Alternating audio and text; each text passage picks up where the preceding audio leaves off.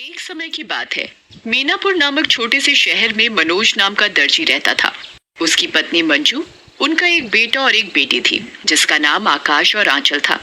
मनोज और उसकी पत्नी दर्जी का काम करते थे। कुछ समय से उनका दर्जी का काम ठप हो गया था, जिसके कारण वे बेहद गरीब हो गए थे। उनके पास कपड़े का केवल एकमात्र आखिरी टुकड़ा ही बचा था। उसे वो सिलकर बेचना था। उनके पास जीवन यापन के लिए कपड़े सिलने का ही एकमात्र सहारा था। उन्हें बस यही चिंता सताती रहती थी कि बच्चों का, हमारा सबका गुजारा कैसे होगा। बच्चों की तो खेलने खाने की उम्र है और उन्हें इस उम्र में ये सब झेलना पड़ रहा है। एक दिन की बात है। माँ, कुछ खाने को दो ना, बहुत भूख लगी है। मंजू रसोई में जाती है और बच्चों के लिए कुछ खाने के लिए देखती है। खाना इतना कम था कि आकाश और आंचल का ही पेट बड़ी मुश्किल से भरता। माँ, जल्दी लाओ ना, बहुत जोरों की भूख लगी है।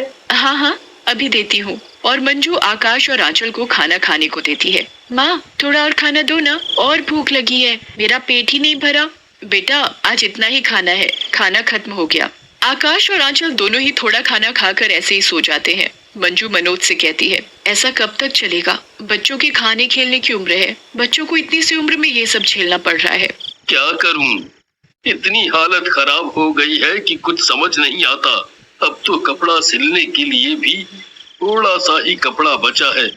कल उस कपड़े की फ्रॉक बनाकर बाजार में बेच आऊंगा, कुछ तो पैसे मिलेंगे। और मनोज ने रात को अपनी दुकान में जाकर कपड़े की कटिंग की और उसे रख दिया।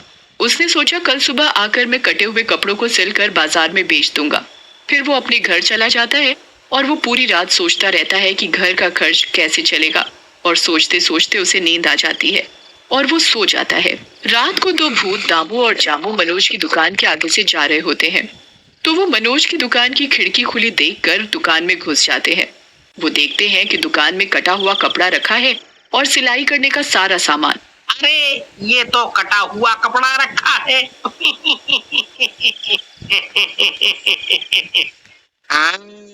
क्यों ना हम इसकी फ्रॉक बना दूं? दामू और जामू दोनों भूत कटे हुए कपड़े की फ्रॉक सिलकर रख देते हैं और दोनों भूत सुबह होने से पहले दुकान से चले जाते हैं।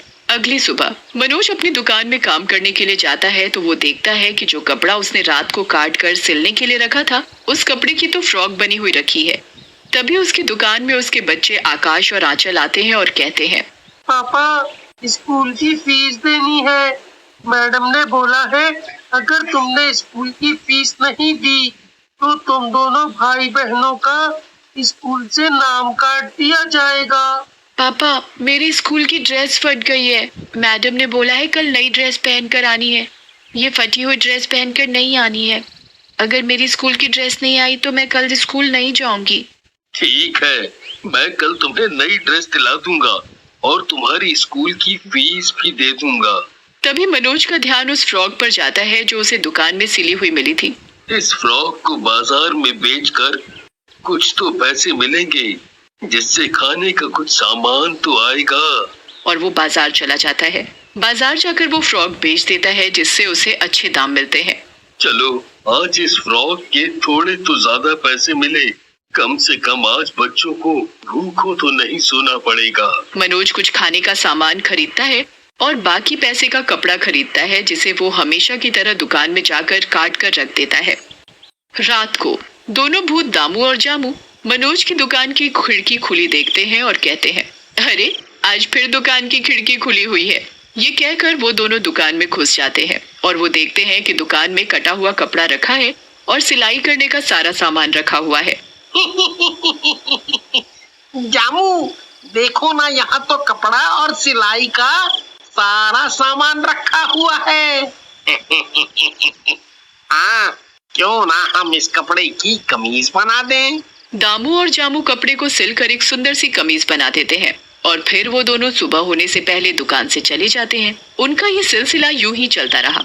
दोनों भूत रात को आते और कपड़े सिलकर रख जाते। अगले दिन मनोज अपनी दुकान में जाता है और अरे, ये इतने सुंदर कपड़े, ये इतने सुंदर कपड़े किसने सिल दिए?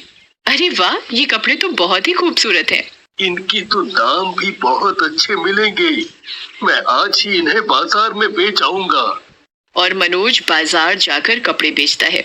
भैया, ये फ्रॉक कितने की है? 500 रुपए की। भैया ये फ्रॉक मुझे दे दो। जी अभी देता हूँ। और वो औरत मनोज से फ्रॉक खरीद लेती है और उसे फ्रॉक के अच्छे पैसे भी मिल जाते हैं। मनोज उन पैसों से घर का कुछ सामान और कुछ कपड़ा खरीदता है।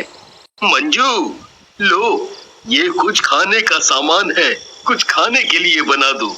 जी अभी बनाती हूँ। और मंजू खाना बनाकर बच्चों और मनोज को खिलाती है।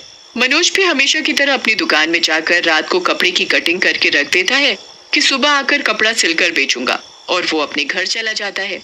और रात को दामू और जामू फिर मनोज की दुकान